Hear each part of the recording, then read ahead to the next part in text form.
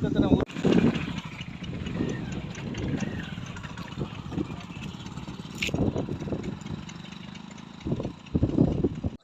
મિત્રો, એ જ વ્લોગમાં તો હાર્દિક સ્વાગત. તો આજે આવ્યા છીએ પિંગલેશ્વર, જ્યાં મહુવાથી 7 કિલોમીટર મંદિર છે, જે ઇતિહાસ 5000 વર્ષ જૂનું છે. અને હું તમને બાપુના પણ દર્શન કરાવીશ, અને દરિયાની વચ્ચે જે ભોળાનાથ છે એના પણ તમને દર્શન કરાવીશ. અને મારી પાછળ જે ખૂબ સરસ મજાનો વડ છે એને પણ હું તમને દેખાડી દઉં છું. અને અહીંયા ભાદરવો અને શ્રાવણ મહિનામાં પણ મેળાનું ખૂબ સરસ મજાનું આયોજન જાય છે, અને સરસ મજાનો પાછળ દરિયા કિનારો પણ છે.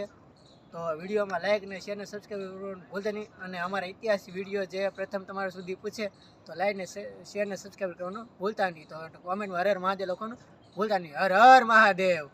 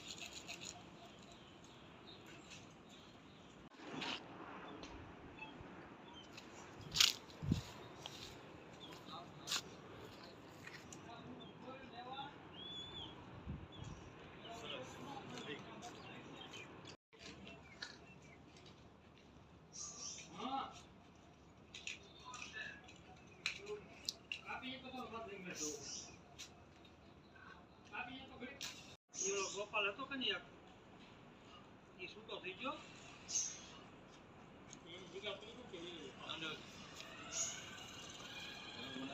સોમવારે હોય છે ને, હું યુઝ કરતો હતો અહીંયા રેગ્યુલર મૂકી દઉં. તેથી મૂકી દેતા આપણે ઓલા થાય નામે ઓલા થાય. એવું છે.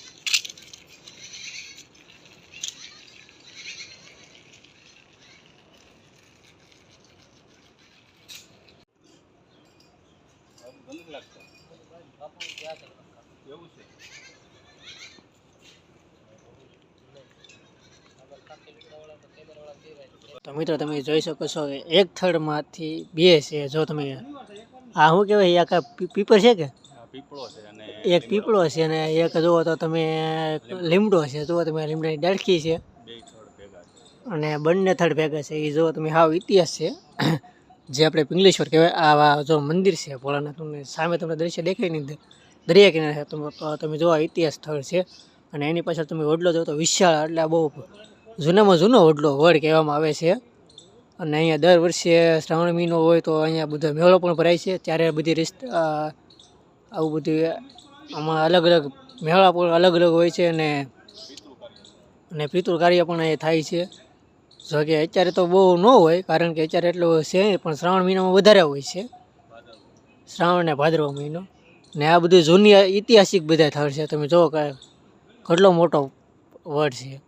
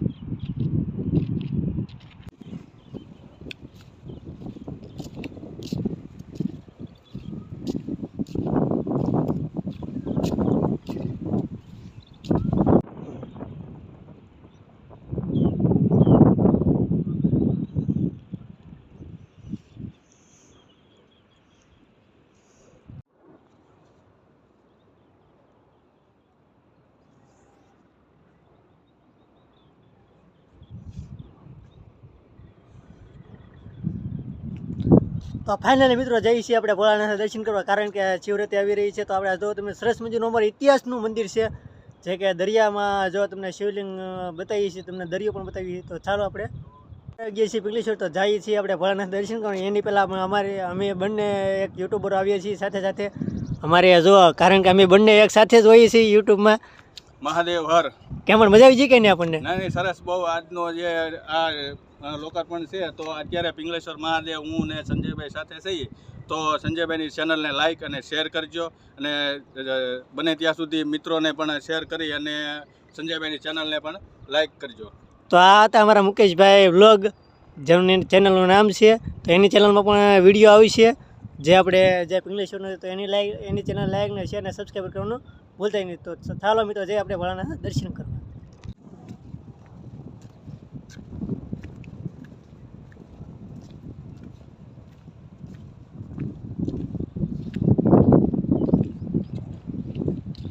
મિત્રો જો દરિયાની વિશાળ સરસ મજાની કેળી છે જે આપણે ભોળાનાથના દર્શન થાય છે. પણ અહીંયા ટાઈમ ટેબલ તો નથી દરિયાનું, કારણ કે દરિયો ક્યારે ભરાય અને ક્યારે ખાલી થાય છે.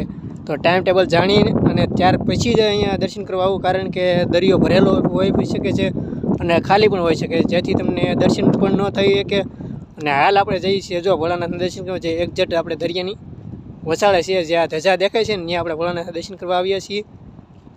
તો જુઓ તમે, તમને દર્શન કરી દઈએ. અને મારી આજુબાજુ જુઓ તો ઘણા બધું પાણી ભરેલું છે. જુઓ તમે આ બધે, કારણ કે આ દરિયો છે.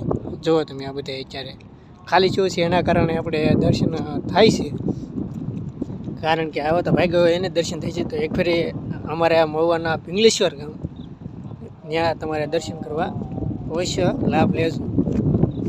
તો ચાલો મિત્રો, તમને પહેલાં ભોળાનાથ દર્શન કરી દઈએ. જુઓ તમે, અને અહીંયા વધારે ભાદરવીનો મેળો હોય છે, એ રીતના અહીંયા બધી હોય છે. સરસ મજાનું તમે જોઈ શકો છો. અને ત્યારબાદ આપણે જે ભોળાનાથની પાછળ તમે જોઈ શકો છો કે સરસ મજાનો દરિયો છે.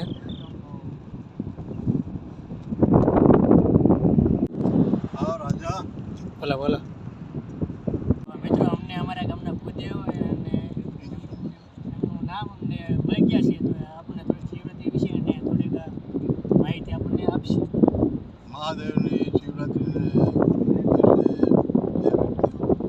દિવસે અથવા રાત્રે ત્રણે ટાઈમ પૂજા જે કરે, એમાં જે રાત્રે ચાર યુગની પૂજા જે આવે છે, એ પૂજા કરે તેનું બહુ પુણ્ય મળે. કારણ કે વર્ષમાં એક જ વખત મહાશિવરાત્રિ આવે છે. આ મોટામાં મોટી શિવરાત્રિ કહેવાય. એમાં જો દરિયા કિનારે હોય એક હાથની અંદર જે મહાદેવનું શરણની અંદર જે શરણ વિધિ કરે, મનોકામના બધી પરિપૂર્ણ મહાદેવ ભોળાનાથ. કારણ કે નમામિ શમીશા નિર્વાણ રૂપમ વિભો વિશ્વનાથમ બ્રહ્મ વેદમ સ્વરૂપમ યજાનંદમ ગુણાકાલ નિરાકાલ રૂપમ શિવોહમ કાશમાતમ ઓમ ત્રંબકમ યજામહે સુગંધિમ પુષ્ટિવર્ધનમુર્વારુકમ વંદને મૃત્યુર્ભક્ષ્યમામૃતમ વક્રતુંડમ મહાકાર્ય સૂર્યકોટી સમપ્રભા નિર્વિઘ્नं કરું મે દેવમ સર્વકાર્યેષુ સર્વદા. ઓમ જ્યારે માણસ ટાઈમ પૂજા કરે ત્યારે શિવરાત્રિના દિવસે ચારે પોળની પૂજા લઈ અને શિવને બિલીપત્ર ચડાવે છે, તો અભિષેક કરે છે અને પંચામૃતથી આપણે સ્નાન કરાવે છે ને કોઈ ગંગાજળ ચડાવે છે. ને આ શિવની, કારણ કે આ જે શિવ છે, કારણ કે શમશાનમાં રહેનાર વાળો શિવ છે.